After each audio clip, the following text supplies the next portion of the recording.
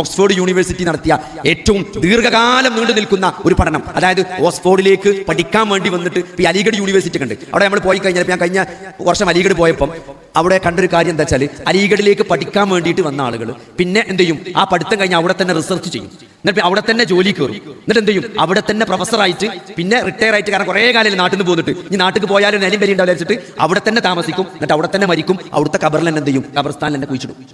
അങ്ങനെ ഏറ്റവും കൂടുതൽ ആളുകൾ മറമാടിയ ഖബർസ്ഥാനാണ് ഓക്സ്ഫോർഡിന്റെ ഖബർസ്ഥാൻ. ഞാൻ മുസ്ലിങ്ങൾ നടത്തത്തിലല്ല, അവിടേക്ക് പഠിക്കാൻ വേണ്ടി വന്ന് പിന്നെ അവിടെ പഠിച്ച് അവിടെ റിസർച്ച് നടത്തി പിന്നെ അവിടെ പ്രൊഫസർമാരായിട്ട് പിന്നെ അവിടെ തന്നെ മരിച്ച് അവിടുത്തെ സെമിത്തേരികളിൽ മറവടക്കിയ ഏറ്റവും കൂടുതൽ ആളുകളുള്ള ലോകത്തിലൊരു സ്ഥലമാണ് ഈ ഓക്സ്ഫോർഡ് യൂണിവേഴ്സിറ്റി എന്ന് പറയുന്നത്. അപ്പൊ അവിടെ നടത്തിയ ഒരു പഠനമുണ്ട്, ജീവിതത്തിൽ മരിക്കാൻ നേരത്ത് ഏറ്റവും കൂടുതൽ സങ്കടത്തോടെ മരിക്കുന്നത് ആരാണ്, ഏറ്റവും കൂടുതൽ സങ്കടത്തോടെ മരിക്കുന്നത് ആരാണെന്നാണ് പഠനം. മരിക്കാൻ നേരത്ത് പോയി ചോദിക്കാം, നിങ്ങൾ മരണത്തിൽ ഇപ്പം എന്തെങ്കിലും പ്രയാസമുണ്ടോ, നിങ്ങൾ ജീവിതത്തിൽ എന്തെങ്കിലും നിങ്ങൾ അലട്ടുന്നുണ്ടോ മരണത്തിന്. അപ്പോൾ ഏറ്റവും കൂടുതൽ ആളുകളെ മരണത്തിന്റെ സമയത്ത് അലട്ടുന്ന കാര്യം എന്താ ചോദിച്ചാൽ, ജീവിതത്തിൽ ചെയ്യാൻ കഴിയുമായിരുന്ന ചെറിയ ചെറിയ കാര്യങ്ങൾ ചെയ്യാതെ പോയ ആളുകൾ അല്ലേ. ഒരിക്കലും മരിക്കാൻ നേരത്ത് ഞാൻ എൻ്റെ മക്കൾക്ക് ഒരു കൊട്ടാരം ഉണ്ടാക്കി കൊടുത്തില്ലല്ലോ, ഞാനൊരു ബെൻസ് കാർ വാങ്ങിയില്ലല്ലോ എന്ന് മരിക്കാൻ നേരത്ത് ആർക്കും വിഷമം ഉണ്ടാവില്ല.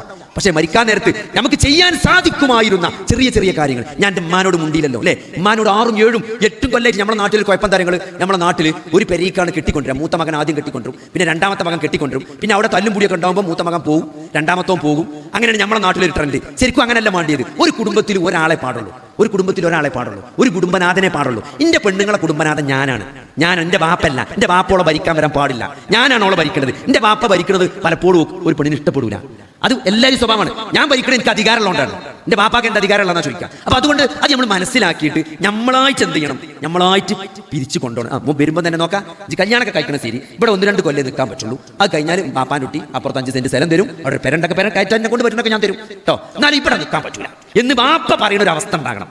പിന്നെ എന്താ പറയുക, 5, 10 കൊല്ലം എടങ്ങാറായി തമ്മ് തച്ച് ആകെ പിരിഞ്ഞ് പിന്നെ അവിടെ നിന്ന് പോയാൽ പിന്നെ മുണ്ടൂല, പിന്നെ ഫോൺ വിളിച്ചൂല, മുണ്ടൂല, വരൂല, പോകൂല.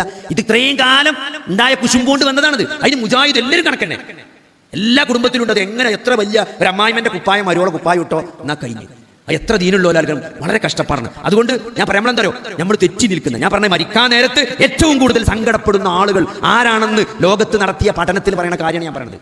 ചെയ്യാൻ കഴിയുമായിരുന്ന ചെറിയ ചെറിയ കാര്യങ്ങൾ ചെയ്യാതെ പോയ ആൾക്കാർ അല്ലേ. അമ്മായിമാനോട് അമ്മോശനോടൊക്കെ തെറ്റിപ്പോയി വരിയിൽ ഇറങ്ങിപ്പോയവരുണ്ടാവും, പക്ഷെ പിന്നെ ഫോൺ വിളിച്ചടുക്കൂല, മുണ്ടൂല. സഹോദരങ്ങളെ ഒക്കെ നമ്മൾ അവസാനം നമ്മൾ ദുഃഖിക്കേണ്ടി വരും. എന്താ സഹോദരങ്ങളെ, നമ്മളെല്ലാവരും മരിച്ചു പോലെ, എല്ലാവരും മരിച്ചു, ഇവിടെ ആരും ബാക്കിയാവില്ല. നമ്മൾ പരസ്പരമുള്ള ഇതൊക്കെ സഹോദരങ്ങളെ നമ്മളെ മേല് ആ മണ്ണിടുന്നത് വരെ ഉണ്ടാവുള്ളൂ ഈ അഹങ്കാരമൊക്കെ. അതുകൊണ്ട് സഹോദരങ്ങളെ നമ്മൾ എല്ലാവരും നല്ല രൂപത്തിൽ പെരും